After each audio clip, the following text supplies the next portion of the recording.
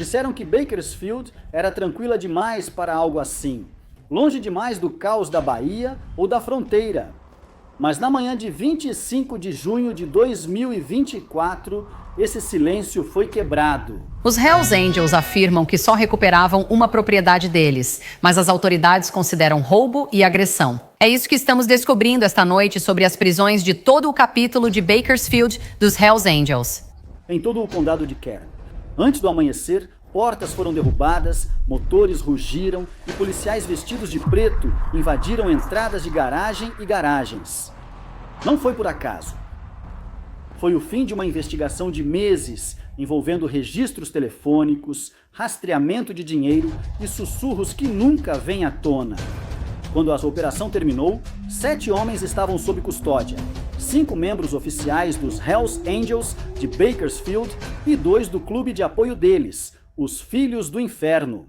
As acusações preenchiam páginas inteiras: sequestro, roubo, agressão com arma de fogo, ameaças criminosas, abuso de idosos, conspiração, intimidação e participação em gangue. As autoridades consideraram uma grande vitória para a segurança pública.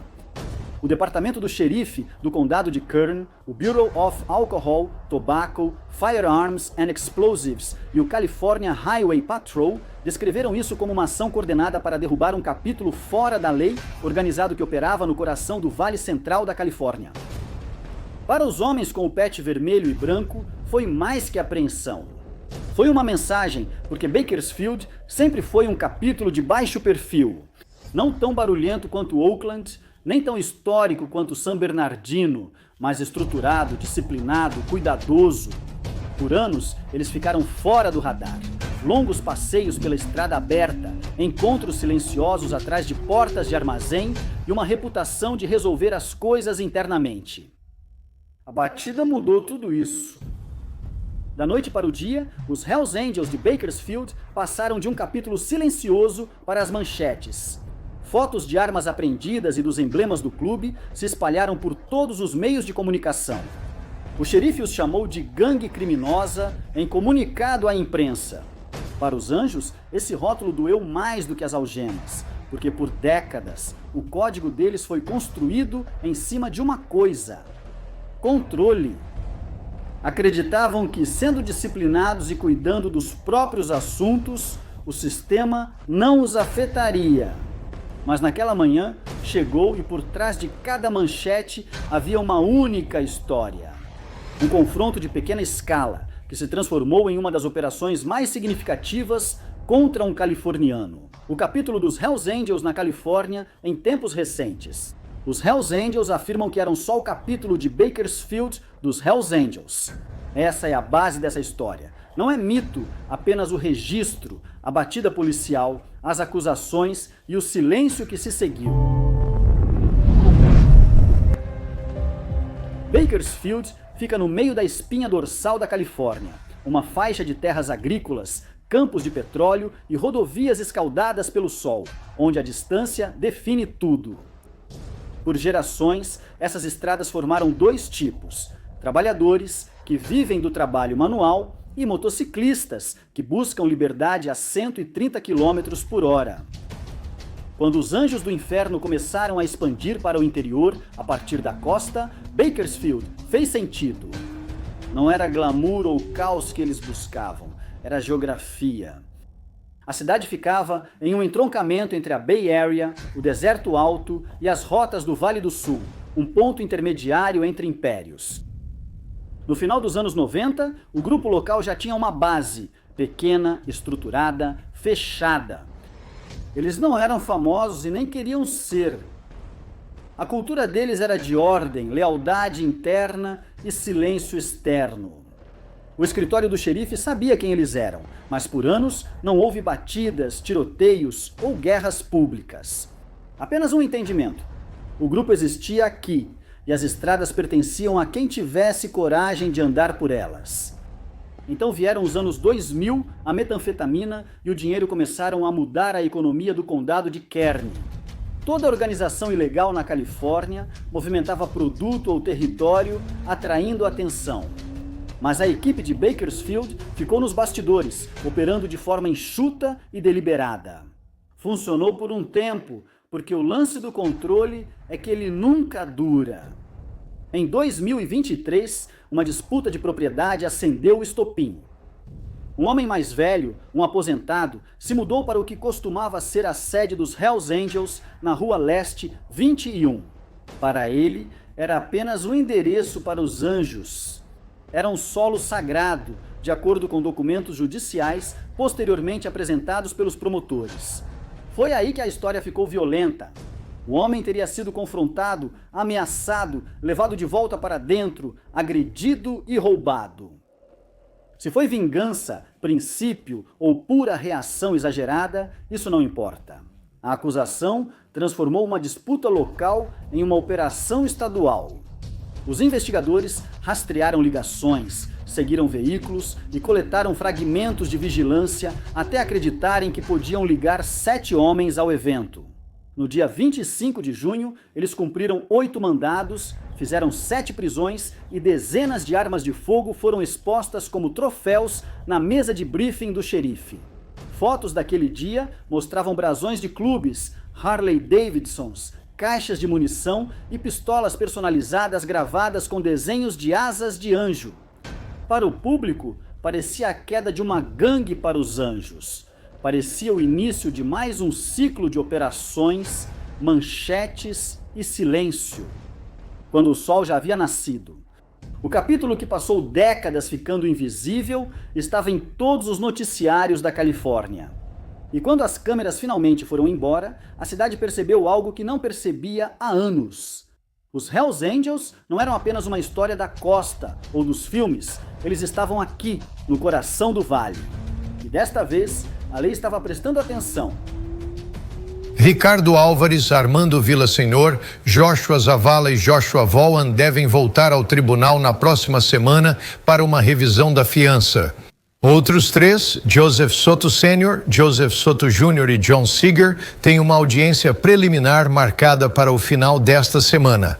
Para alguns, isso era a prova de que o mundo fora da lei nunca realmente abandona um lugar depois que cria raízes ali. Para alguns, era só o sistema mostrando que até lendas podem ser capturadas. Mas para os homens atrás do vidro, era mais simples. Os Hells Angels de Bakersfield construíram seu mundo baseado no silêncio e na confiança. Agora o silêncio estava sendo julgado. Antes do amanhecer, Bakersfield parecia igual a sempre. O zumbido das sondas de petróleo, além da Edison Highway, faróis brilhando em ruas vazias e o silêncio único que precede uma tempestade. Mas naquela manhã, cada segundo de silêncio era contado até às 5 horas e a calma tinha desaparecido. 8 equipes avançaram ao mesmo tempo. Oficiais do departamento do xerife, do condado de Kern, do departamento de polícia de Bakersfield, da patrulha rodoviária da Califórnia e do departamento de álcool, tabaco, armas de fogo e explosivos varreram a cidade em operações coordenadas. Não foi barulhento no início. Apenas o som de arietes batendo nas portas das garagens, o eco metálico de ordens sendo gritadas pelos corredores e o ronco baixo dos motores ligados do lado de fora. O que começou como uma única investigação sobre um assalto e roubo se tornou uma operação em grande escala. Os mandados eram precisos, não uma demonstração de força, mas sim de planejamento.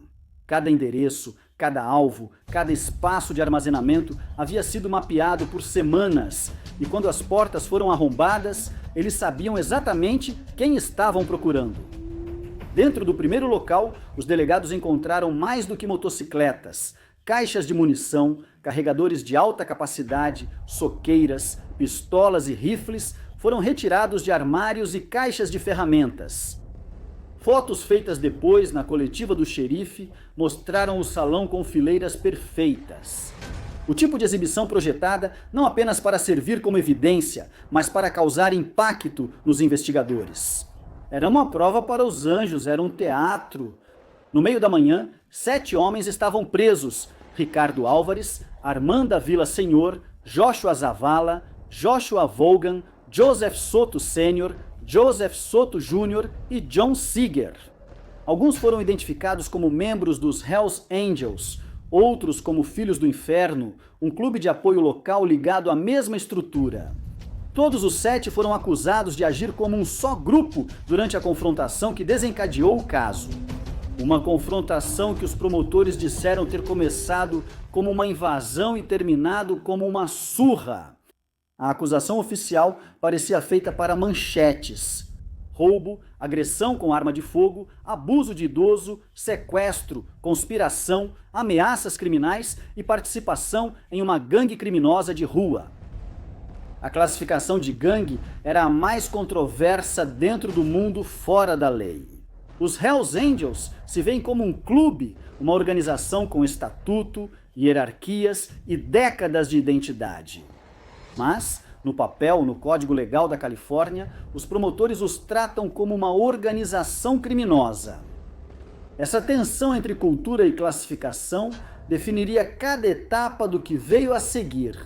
Quando a notícia saiu, repórteres lotaram o centro da cidade. As imagens mostraram um pequeno tribunal, rostos inexpressivos após longos procedimentos, pulsos algemados, olhos. Anos vivendo fora da lei os prepararam para isso.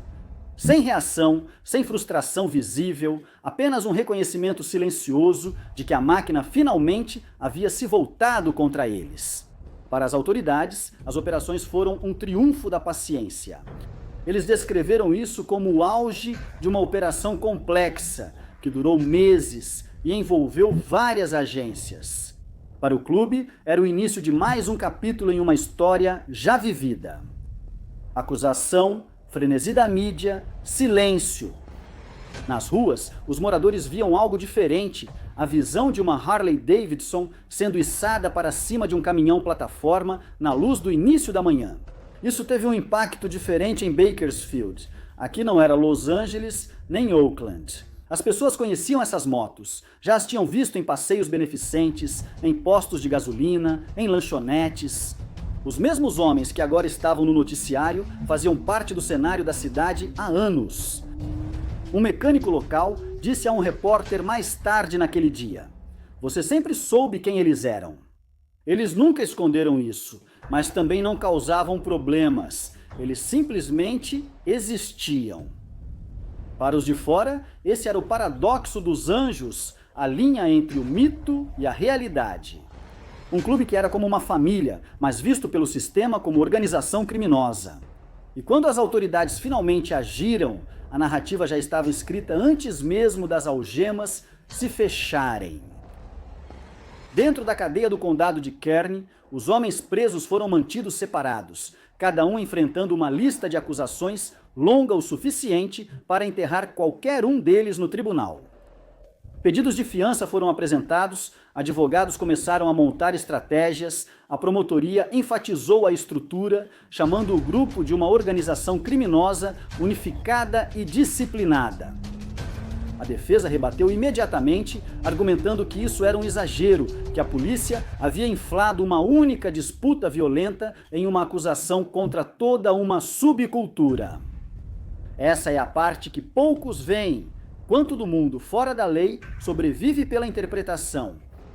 Se 7 homens comuns brigam por propriedade, é agressão. Se 7 homens com o mesmo emblema fazem isso, é extorsão. Essa diferença, emblema versus camisa comum, pode mudar tudo. Dias após as prisões, o xerife Donnie Youngblood fez uma coletiva de imprensa. Atrás dele, mesas empilhadas com armas e equipamentos confiscados. Ele chamou a operação de uma grande interrupção da atividade de gangues violentas. O tom dele era comedido, mas o subtexto era claro. Isso era para servir de exemplo, não apenas uma acusação. Bakersfield, pela primeira vez, destacou-se na longa luta da Califórnia contra organizações de motociclistas fora da lei. O comunicado de imprensa do departamento listou o que foi apreendido: 25 armas de fogo de vários calibres, centenas de munições, carregadores de alta capacidade e parafernália dos anjos do inferno e dos filhos do inferno. A declaração terminou com uma frase que definiu a intenção da operação: Esta operação demonstra que organizações criminosas, não importa o quão profundamente enraizadas na tradição, serão responsabilizadas pelos anjos. Essa frase não era apenas um jargão jurídico, era pessoal. A tradição deles era o código deles, um código que dizia que a lealdade vem antes do medo e o silêncio é a única resposta que mantém a máquina viva. De volta à cidade, a presença deles parecia evaporar da noite para o dia. O clube estava silencioso, o estacionamento vazio, sem os brasões vermelho e branco na estrada, sem passeios em grupo nos fins de semana. Não foi rendição, foi retirada. Porque quando a pressão aumenta, o mundo fora da lei não luta abertamente. Ele desaparece, se reorganiza, espera. Mas o público não esqueceu. Por semanas, as emissoras de Bakersfield repetiram as mesmas imagens. A operação, fotos dos presos e a mesa do xerife. Cada repetição transformava o nome do capítulo de boato em símbolo. E é assim que acontece. Um pequeno caso local se torna um mito. Os Anjos do Inferno de Bakersfield, antes um dos capítulos mais discretos do estado, tornaram-se sinônimo da reputação de toda a organização. A ironia é que nada disso tinha ido a julgamento ainda. Sem veredictos, sem condenações, apenas acusações, manchetes e o zumbido silencioso de motores que não tinham sido calados, apenas estacionados. O que começou como uma batida virou um recado e todo fora da lei na Califórnia ouviu. Você pode correr rápido e ser leal, mas o sistema ainda observa. Porque apesar de todo o barulho, a repressão não era sobre 7 homens, era sobre o que eles representavam. Uma rede construída na disciplina, um símbolo que as autoridades queriam quebrar e uma irmandade que, por enquanto, se recusava a girar. Tribunais são feitos para o processo, linhas limpas, pastas lacradas, ordem fluorescente. Mas quando o brasão vermelho e branco entra, toda essa ordem se curva aos Bakersfield. Os Anjos do Inferno não queriam se manifestar, mas o silêncio já dizia tudo. Após as prisões de junho, seguiram-se meses de audiências. Primeiro vieram as acusações formais. Depois, em agosto de 2024, os primeiros 4 homens, Ricardo Alvarez, Armando Villasenor, Joshua Zavala e Joshua Vaughan, foram mantidos sob custódia para responder por acusações de roubo e agressão. Os agravantes de associação criminosa foram retirados, um grande golpe para a teoria original da promotoria. Isso indicava que o tribunal não encontrou provas suficientes de que suas ações se encaixavam como atividade criminosa organizada. Do lado de fora do tribunal, uma pequena multidão se reuniu. Repórteres, familiares, apoiadores e curiosos. O ar de Bakersfield parecia pesado, uma mistura de calor e escrutínio. Ninguém falava alto, seguindo a regra implícita do clube. Nunca alimente o barulho interior. Os procedimentos eram tranquilos. Cada réu se levantava e respondia às perguntas, sem encenações ou reações. A promotoria resumiu seu caso dizendo que os homens voltaram a uma propriedade ligada à antiga sede e atacaram o atual morador, um idoso chamado Sr. Dickens, por causa de pertences desaparecidos. A defesa rebateu com força. O argumento deles era simples. Isso não era crime organizado. Era uma disputa pessoal transformada em mito por causa de um emblema. Semanas depois, começou o segundo conjunto de audiências. José Soto Sênior, José Soto Júnior e João Siger. A cena no tribunal se repetiu. Estruturada, lenta, deliberada. Promotores apresentaram registros telefônicos, fotos e declarações do xerife à imprensa. A defesa rebateu com inconsistências nas testemunhas, lacunas nas linhas do tempo e a ausência de provas físicas claras, ligando todos os acusados a cada ato alegado. O juiz ouviu paciente e silencioso quando a decisão foi anunciada. Ela refletiu a primeira. Os 3 homens restantes tiveram que ir a julgamento, mas as acusações de participação em gangue foram novamente rejeitadas. Esse único detalhe mudou tudo para as autoridades. Foi frustrante. O agravante de participação em gangue visava mostrar o caso como uma operação organizada dos Anjos do Inferno no Vale Central. Sem isso, o caso se tornou acusações criminais individuais ligadas a um único evento, para a defesa. Foi a prova de que o sistema foi longe demais, disse um advogado à imprensa fora do tribunal. A jaqueta não faz o crime. A lei precisa de provas, não de medo. O capítulo de Bakersfield dos Anjos do Inferno foi intimado a ir a julgamento por acusações que incluem roubo e agressão. E devemos observar aqui esta noite que as acusações de participação em gangue foram rejeitadas pelo juiz responsável no início desta semana, segundo registros judiciais obtidos pela 17 News. É aí que o caso ainda está, sem veredicto, sem resolução. Apenas esperando pelos homens lá dentro, esperar é um tipo próprio de pressão. Cada atraso significa mais honorários advocatícios, mais tempo sob vigilância, mais silêncio a ser mantido, mas para um capítulo como Bakersfield, o silêncio não é um esforço, é sobrevivência. Eles passaram anos vivendo sob a regra de que quanto menos você fala, mais tempo você dura. A promotoria construiu seu caso em torno de uma história de intimidação e poder, de que esses homens agiram sob uma hierarquia do clube, impondo controle pelo medo. As provas deles eram poucas e frágeis. A vigilância registra o depoimento consistente das vítimas e o testemunho de detetives que disseram ter observado padrões de comportamento organizado. O que faltava eram confissões, grampos ou rastros forenses. A defesa se apoiou nessa ausência. Eles não precisavam provar a inocência, só precisavam mostrar incerteza. E a incerteza estava em todo lugar, em ângulos de câmera desfocados, em relatos inconsistentes, em memórias que mudavam durante o interrogatório. Para qualquer um que assistisse de fora, o tribunal não era apenas sobre culpa ou inocência, era um teste de narrativas, a história do Estado contra o silêncio do fora da lei nos bastidores. O caso chamou a atenção nacional dos motociclistas. Outros capítulos da Califórnia acompanhavam as atualizações, compartilhando trechos da cobertura do tribunal, debatendo estratégias e alertando novos membros sobre o ocorrido no condado de Kern. Bakersfield tornou-se mais que um caso. Foi uma lição. A rejeição da acusação de gangue repercutiu no mundo dos fora da lei. Isso permitia ao sistema pressionar, mas nem sempre rotular. Isso fez com que, após décadas vistos como um monólito, a lei precisasse tratar os membros de Bakersfield como indivíduos de novo. E isso, na mentalidade dos fora da lei, era uma espécie de vitória. A data do julgamento mudou 2 vezes, de outubro, e depois foi adiada enquanto as partes discutiam moções de descoberta. Os registros judiciais seguiram no outono de 2024, com cada lado construindo sua narrativa aos poucos. O gabinete do xerife permaneceu em silêncio, os anjos também. Sem declarações, sem entrevistas, sem aparições, apenas motores ouvidos em horários estranhos no lado leste da cidade. Fracos, familiares, impossíveis de rastrear, porque é assim que o capítulo de Bakersfield opera. Quando o mundo assiste, eles não enfrentam a narrativa, eles a superam. E quando as portas finalmente se abrirem para o julgamento, seja daqui a semanas ou meses, uma coisa é certa.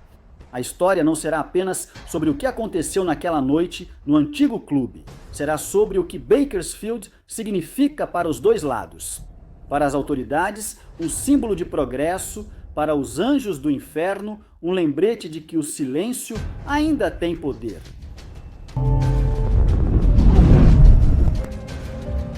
Quando as luzes do tribunal finalmente se apagaram e a última das audiências terminou, Bakersfield expirou, não de alívio, mas de exaustão. As batidas tinham acabado, as prisões foram feitas, as manchetes impressas, mas o ar na cidade ainda parecia diferente. Era como se o barulho tivesse parado de repente demais e as pessoas estivessem esperando o som voltar. Para a lei foi uma vitória calculada.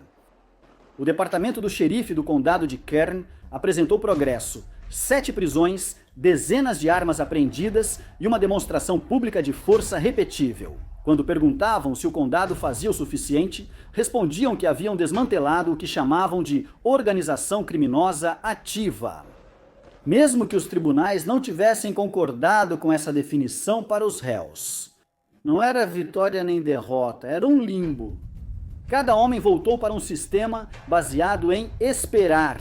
Esperar por descobertas, esperar por petições, esperar pelo julgamento. Meses se passaram sem avanço. Durante esses meses, a pressão mudou do tribunal para a comunidade. Porque Bakersfield não é uma cidade grande, é o tipo de lugar onde todo mundo conhece alguém que conhece alguém. E quando as prisões apareceram nas notícias, não eram apenas fotos de fichados, eram rostos conhecidos. Homens que trabalhavam em motos, faziam trabalho voluntário em eventos, ajudavam em arrecadações ou consertavam carros em suas garagens. Homens que se misturavam à rotina de uma cidade pequena até o sistema trazê-los de volta à luz. Isso tornava o silêncio ainda mais alto. Desta vez, a sede na Rua Leste 21 permaneceu silenciosa. Suas paredes, antes pintadas com o brasão vermelho e branco do clube, estavam limpas. O terreno ficou vazio, sem motos, sem reuniões. O prédio, que já foi ponto de encontro agora, parecia só mais uma propriedade abandonada no quadriculado ensolarado do condado de Kern. Para quem sabia o que ele representava, ainda tinha significado. Moradores perceberam detalhes, uma Harley parada diante de um posto por mais tempo que o normal, e motos seguindo para o leste ao anoitecer. Sem insígnias visíveis, sem cores exibidas, os anjos de Bakersfield não tinham desaparecido, só tinham sumido das vistas. Para o escritório do xerife, esse silêncio era inquietante. Os oficiais que passaram meses construindo o caso começaram a não ver mais nada, sem reuniões, sem conversas, sem movimentação online. Era como se o clube tivesse desaparecido no ar. Mas é assim que esse mundo sobrevive. Quando a pressão vem, eles não revidam publicamente, eles se recolhem, reconstroem a estrutura e esperam o sistema esquecer. E foi isso que Bakersfield se tornou, dispersa. Alguns membros se mudaram, outros ficaram vivendo discretamente, voltando a se misturar à vida comum. Outros surgiram em pequenas corridas beneficentes com várias bandeiras. Sem cores ou emblemas, só motores e rostos conhecidos. Para quem não entendia, não era nada, mas para quem conhecia o código, era presença. Mesmo dentro da cadeia do condado, os homens presos mantinham a ordem. Os guardas os descreviam como discretos, disciplinados, educados, sem brigas, sem confusão, sem conversa. O que mais inquietou os investigadores não foi a resistência, e sim a compostura. Quando um homem encara 20 anos sem pânico, é sinal de que foi treinado para resistir à tempestade. Essa calma começou a se espalhar entre os motociclistas por toda a Califórnia. Bakersfield virou sinônimo de silêncio sob pressão. Quando novos membros se juntavam a outros capítulos, os veteranos usavam o nome como um aviso. Lembra de Bakersfield? Eles diziam que não significava medo, significava paciência. Lá na cidade, a conversa pública mudou por um tempo. Bakersfield era a manchete. O reduto dos Hells Angels foi quebrado. 7 foram presos, as acusações de gangue foram retiradas, mas à medida que o caso se arrastava, a cobertura diminuía. Novos crimes, novas crises, novas distrações, o público seguiu em frente. Mas para as famílias, motociclistas e detetives próximos ao caso, isso nunca passou. O tribunal ainda notava rostos silenciosos na galeria nas audiências. Velhos amigos ainda deixavam envelopes para fundos jurídicos em locais frequentados pelos anjos. E de vez em quando, alguém ouvia o som inconfundível de um motor Harley ecoando pelo vale à meia-noite. Sem cores, sem comboio, apenas um motociclista cortando a escuridão. Por mais poder que a lei tenha, ela não pode legislar sobre identidade. O pet vermelho e branco não é tinta nem tecido, é herança, e Bakersfield, com toda a sua poeira e distância, conquistou seu lugar nessa linhagem. A polícia queria acabar com algo naquela manhã de junho de 2024. Em vez disso, eles documentaram. Agora Bakersfield vive uma paz estranha. A operação que deveria resolver só aprofundou a situação. Todo policial, todo morador, todo motociclista sabe disso. O caso pode ter veredictos, mas a cultura não está sendo julgada. Porque o mundo fora da lei não mede o tempo em sentenças ou acusações, ele mede em ciclos. Invasões, prisões, silêncio, retorno, e Bakersfield foi apenas uma volta dessa roda.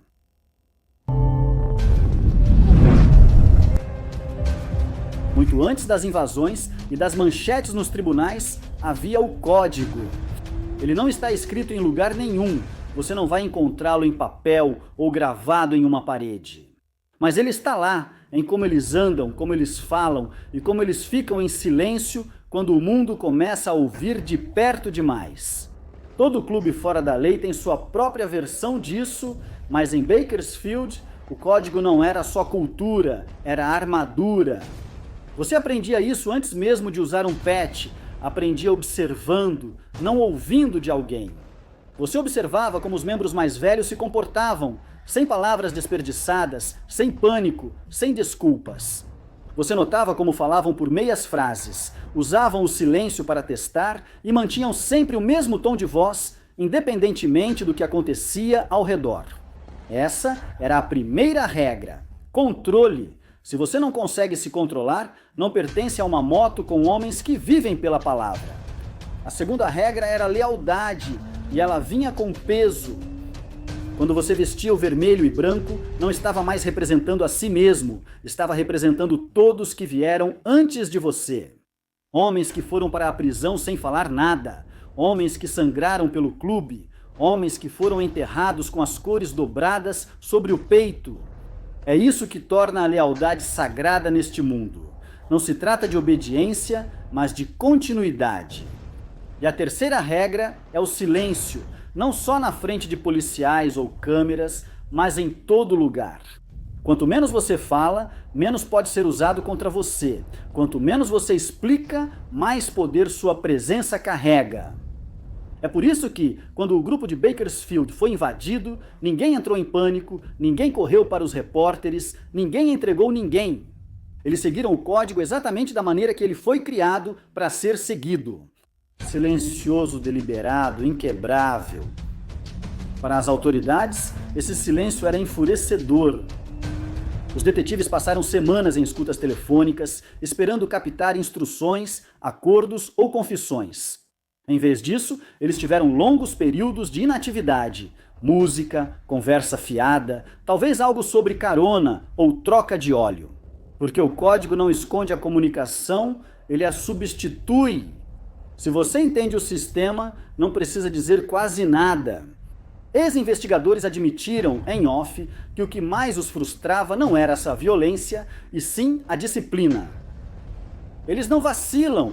Um deles disse: você espera um erro, uma palavra, e ela não vem. É isso que separa os Anjos do Inferno de qualquer outro clube que já existiu e acabou. Não é só o mito, o brasão ou o medo, é a disciplina, a crença de que a reputação não vem do poder, mas sim da consistência. O capítulo de Bakersfield passava por isso. Cada ação, ordem ou reação era filtrada por esse princípio. Por isso, mesmo quando tudo ruiu, casas foram invadidas, motos apreendidas e nomes expostos na mídia. Nenhum deles perdeu a compostura, nenhum deles deu uma declaração, nenhum deles traiu o código. Você pode chamar isso de arrogância, pode chamar de teimosia, mas dentro desse mundo é sobrevivência. Porque quando você vive em um sistema que quer te definir como uma gangue, a única coisa que você controla é o seu comportamento. E por isso o silêncio importa. Quando a lei diz, fale e tudo será mais fácil, o fora da lei não diz nada. Quando a mídia pede um comentário, o fora da lei não diz nada. Quando um irmão cai, ninguém diz como, quando ou porquê. Eles só garantem que a moto chegue em casa e a família seja amparada. Não é só segredo, é estrutura. A mesma regra se aplica no tribunal. Todo réu conhece o roteiro. Sente-se reto, só fale se perguntarem e não mostre emoção. Ao sair, acene apenas para seu advogado, nunca para as câmeras. Esse aceno não é para o público, é para os irmãos que estão assistindo lá atrás. Ele diz: "Eu ainda estou firme, não cedi." Esse pequeno gesto significa mais do que qualquer vitória. Esse é o código em ação, um sistema que valoriza o autocontrole em vez da reação e o dever acima do conforto. A maioria das pessoas confunde isso com ameaça, vê em silêncio e pensam em culpa, vê em disciplina e pensam em perigo. Mas, na verdade, é apenas uma linguagem que o mundo exterior não consegue traduzir. É o motivo pelo qual o clube sobrevive a batidas, investigações e décadas de pressão. Você não pode desmontar algo que não precisa de palavras para existir. Mesmo após Bakersfield ficar silenciosa, sem sede, passeios ou declarações, o código seguiu em movimento. Ele viajou por outros capítulos, por novos recrutas, por pequenos atos que os de fora nunca perceberiam. Um gesto em um posto de gasolina, um aceno de cabeça na estrada, um passeio que não precisa ser planejado porque todos já conhecem o trajeto. Esse é o código em ação, invisível, eficiente, permanente. Pode aprender as bicicletas, prender os homens e apagar os logotipos das paredes. Mas você não pode tirar a disciplina que fez deles o que são no mundo fora da lei. O poder não vem do que você fala, vem do que você se recusa a dizer. E o capítulo de Bakersfield, mesmo sob pressão, mesmo disperso, nunca disse uma palavra. O tempo não passa do mesmo jeito no mundo fora da lei. Quando o público esquece os irmãos. Lembre-se de que, quando as manchetes desaparecem, as histórias viajam, não por entrevistas ou artigos, mas pela própria estrada. É assim que Bakersfield continua vivo. Já faz meses desde as batidas, mas para quem faz parte desse mundo há tempo suficiente, Bakersfield já se tornou algo maior do que um caso. É uma lição passada silenciosamente de um capítulo para outro. Uma história sobre controle, silêncio e o que acontece quando o sistema decide fazer de um clube que raramente fala por si mesmo ao público um exemplo. Os Anjos do Inferno de Bakersfield foram os últimos de uma série de manchetes. Fotos de ficha criminal, armas apreendidas, imagens do tribunal. Para quem pilotava, era diferente. Era um teste. O teste não era se eles podiam vencer no tribunal, era se conseguiam manter a postura, não ceder sob pressão, não falar, não trair sua estrutura. Porque neste mundo, perder um julgamento não significa perder o respeito. O que quebra um homem não é a sentença, é a deslealdade. É por isso que Bakersfield importa. Porque nenhum deles cedeu, mesmo depois que as acusações de gangue desmoronaram, mesmo após meses de limbo jurídico, mesmo depois que a cidade os rotulou de criminosos e a imprensa os chamou de relíquias da violência. Eles ficaram em silêncio, cumpriram pena do jeito que foras da lei sempre cumpriram. Firmes, compostos, inquebráveis, e aos poucos esse silêncio se transformou em outra coisa. Um símbolo em bares de motoqueiros de Fresno até o Arizona, você ainda pode ouvi-lo. Alguém se inclina sobre o barulho e diz: lembre-se de Bakersfield, não como aviso ou nostalgia, mas por respeito. Significa não perder o controle, não entrar em pânico, não alimentar o sistema que quer sua reação, porque Bakersfield mostrou para todo mundo. O que acontece quando um capítulo se recusa a seguir as regras da visibilidade? Quando você tira o barulho, o sistema perde seu roteiro. A polícia chama isso de desafio. Os anjos chamam de disciplina. Até a forma como Bakersfield lidou com as consequências foi calculada. Sem declarações públicas, sem retaliações, sem novas guerras, apenas desaparecimento. Um por um, os membros foram levando vidas mais tranquilas. Alguns se mudaram para fora do estado, outros voltaram a trabalhar e alguns ainda andam sozinhos de moto pelo condado de Kern à noite. Sem coletes, sem palavras, só movimento, e ainda assim esse movimento é suficiente, porque a vida fora da lei nunca foi sobre escala, é sobre continuidade. Você pode desmontar um clube, mas não pode desmontar a crença. Crença de que a lealdade ainda importa. Crença de que o silêncio pode ser força. Crença de que a estrada sempre vai lembrar. Os homens que se recusaram a falar quando falar era fácil. Para jovens motociclistas, Bakersfield virou referência. Eles analisam como os soldados estudam batalhas perdidas, não pela derrota, mas pelo motivo. Isso revelou que a disciplina vence o caos, que os códigos ainda funcionam, que às vezes a melhor arma não é o barulho ou a vingança, mas a compostura diante da lei. Bakersfield também se tornou um lembrete de que o mundo fora da lei não termina quando você fecha a porta de um clube. Ele simplesmente se adapta. Depois de 2024, as agências em toda a Califórnia ajustaram seus métodos. As batidas ficaram mais rápidas, a vigilância ficou mais inteligente. Mas todo policial que trabalhou no caso de Bakersfield sabe de uma verdade. Eles não encerraram o capítulo, só o forçaram para a clandestinidade. E é na clandestinidade que essas histórias crescem.